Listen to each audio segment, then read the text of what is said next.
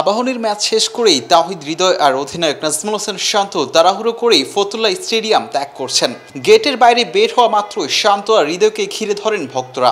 দর্শকদের উদ্দেশ্য তো অজানার কথা নয়। ভক্তদের আবদারের মাঝেই শান্ত মুখ লুকিয়েই কোনোরকম ভাবেই হৃদয়ের সাথে গাড়িতে ওঠেন। কেন এত তাড়াহুড়ো করেছেন জাতীয় দলের ক্যাপ্টেন? কেন হতাশ করেছেন ভক্তদের? কারণ ধরতে হবে সন্ধ্যার ফ্লাইট। চট্টগ্রামের বিমান কোনোভাবেই মিস করা যাবে না। জিম্বাবুয়ে সিরিজ সামনে রেখে 3 দিনের প্রস্তুতি ক্যাম্পে অংশগ্রহণ করতেই ঢাকা ছেড়েছেন জাতীয় দলের ক্রিকেটাররা। আর সেজন্যই শান্ত আর হৃদয় দ্রুতই মাঠ ত্যাগ করেছেন। তার আগে বৃহস্পতিবার শান্ত গাজী গ্রুপের সাথে খেলেন ক্যাপ্টেন স্নক।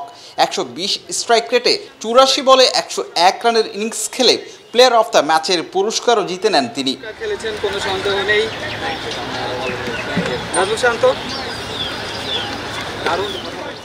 শুধু শান্তই নন, ওপেনার লিটন কুমার দাসও তারই পথ অনুসরণ করেছেন। খারাপ সময়ের মধ্যে থাকা এলকেডি সবশেষ 2 ম্যাচে ব্যাটে রানের দেখা পেয়েছেন। আর সেই আত্মবিশ্বাস নিয়েই সাগরিকায় যাচ্ছেন লিটন। লম্বা সময় পর ইনজুরি থেকে ফেরা জাতীয় দলের ক্যাম্পে ডাক পেয়েছেন অলরাউন্ডার মোহাম্মদ সাইফুদ্দিন। প্রস্তুতি ক্যাম্পের জন্য সাইফও মাঠ ছেড়েছেন দ্রুতই।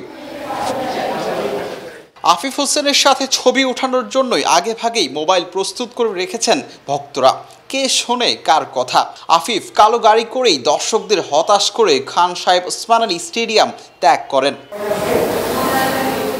শুক্রবার শুরু হতে যাওয়া সাগরিকার ক্যাম্পে থাকবেন আফিফও। টানা 3 দিন হবে ক্যাম্প। ম্যাচ সিনারিওর আদলে প্রস্তুতি ক্যাম্প শেষ করে রবিবার ঘোষণা করা হবে সিকান্দার রাজার দলের বিপক্ষে ফাইনাল 15 জনের স্কোয়াড। বিলাল হোসেন শিমুল, অলরাউন্ডার।